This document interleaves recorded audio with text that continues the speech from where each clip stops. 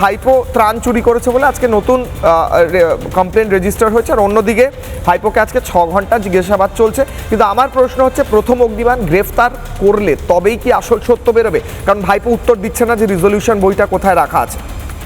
দেখুন, এই ধরনের মাফিয়া এবং এই ধরনের দুর্নীতিগ্রস্ত এই রাজনৈতিক মাফিয়া, এদের যদি গারদে না ঢোকানো হয় তাহলে সেটা সমাজের জন্য যেমন একটা অন্যায় হবে সমাজের সাথে, তেমনি কোনো এই তদন্তের নিষ্পত্তি হবে না। এবং তার জন্যই তো আমরা দেখি কোটি কোটি টাকা খরচা করে তৃণমূল কংগ্রেস যখন রাজ্যে ক্ষমতায় ছিল, যখন মুখ্যমন্ত্রীর চেয়ারে ওনার মাননীয়া পিসি বসেছিলেন, তখন সব আইনজীবীদেরকে রাজ্যসভার সাংসদ বানিয়ে বিভিন্ন রাজ্য থেকে আইনজীবী তুলে এনে তাদেরকে রাজনৈতিক নেতা বানিয়ে হাইকোর্ট সুপ্রিম কোর্টে কোটি কোটি টাকা খরচা করে শুধুমাত্র ভাইপোকে বাঁচানোর প্রচেষ্টা করা হতো। এবং এখনো আজকের দিনেও দাঁড়িয়ে হাইকোর্ট থেকে রক্ষা কবচ নেওয়ার জন্য আইনজীবীদের লাইন দিয়ে দেওয়া হচ্ছে।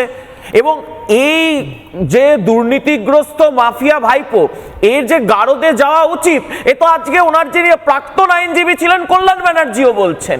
আসলে এমন উদ্ভাবনী শক্তি নিয়ে উনি চুরিগুলো করেছেন। দেখুন, মমতা ব্যানার্জি এই ভাইপোকে বাঁচাতে গিয়ে অবস্থা এখন শোলে রাসরানীর ওই আংরেজ জামানাকে জেলারের মতো হয়ে গেছে।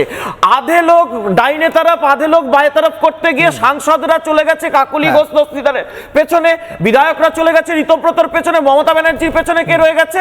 মমতা ব্যানার্জির পেছনে রয়ে গেছে ওনার এই চোরটা তোলাবাজ ভাইপো। সুতরাং এই ভাইপোকে জেলে ঢোকানো উচিত গণতন্ত্রের স্বার্থে এবং সমাজের স্বার্থে। অঙ্কন